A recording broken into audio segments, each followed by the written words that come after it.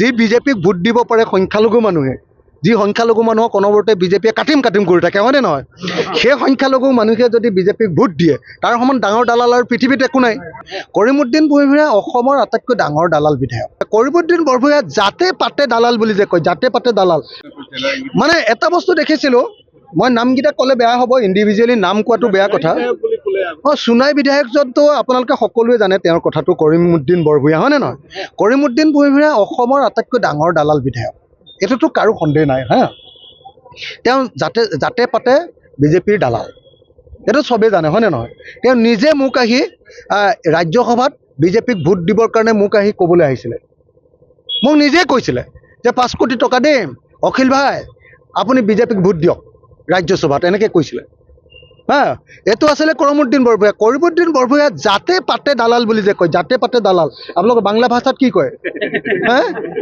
হা, জাতে পাতে দালালটো কি বাংলা ভাষায় কি বলে?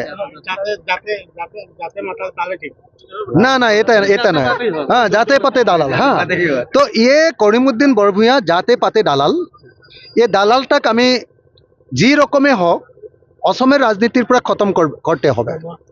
हाँ, ये दालालटा करीमुद्दीन बरभূঞাকে বরাকের মানুষ বিসর্জন দিতে হবে, বরাক নদীতে বিসর্জন দিতে হবে। হ্যাঁ হ্যাঁ, ইউডিএফ এমএলএ করিমুদ্দিন বৰভূঞা তেওঁ এজন দালাল, জাতে পাতে দালাল। তেওঁ ৰাজ্যসভাত মানে বিজেপিক ভোট দিবৰ কাৰণে মোক ক'বলৈ গৈছিলে, গতিকে তেওঁ নিশ্চয় বিজেপিকে ভোট দিছে। গতিকে যি বিজেপিক ভোট দিব পাৰে সংখ্যালঘু মানুহে, যি সংখ্যালঘু মানুহক অনবৰতে বিজেপিয়ে কাটিম কৰি থাকে, হয়নে নহয়? সেই সংখ্যালঘু মানুহে যদি বিজেপিক ভোট দিয়ে, তাৰ সমান ডাঙৰ দালাল আৰু পৃথিৱীত একো নাই, হয়নে নহয়? ই জাতিৰ বিত্ৰিয়াৰ। গতিকে কৰিমুদ্দিন বৰভূঞা একদম আমি ভাবোঁ কৰিমুদ্দিন বৰভূঞাৰ যি ৰাজনীতিটা আছে ন, এই ৰাজনীতিটোক বৰাক নদীতে বিসৰ্জন দিতে হবে। মানে এটা বস্তু দেখিছিলোঁ, মই নামকেইটা ক'লে বেয়া হ'ব, ইণ্ডিভিজুৱেলি নাম কোৱাটো বেয়া কথা। সোণাই বিধায়কজনটো আপোনালোকে সকলোৱে জানে তেওঁৰ কথাটো, কৰিমুদ্দিন বৰভূঞা, হয়নে নহয়?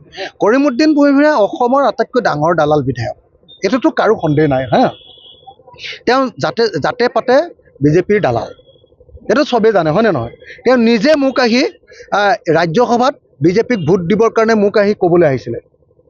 মোক নিজে কৈছিলে যে 5 কোটি টকা দিম, অখিল ভাই আপুনি বিজেপিক ভোট দিয়ক ৰাজ্যসভাত, এনেকৈ কৈছিলে।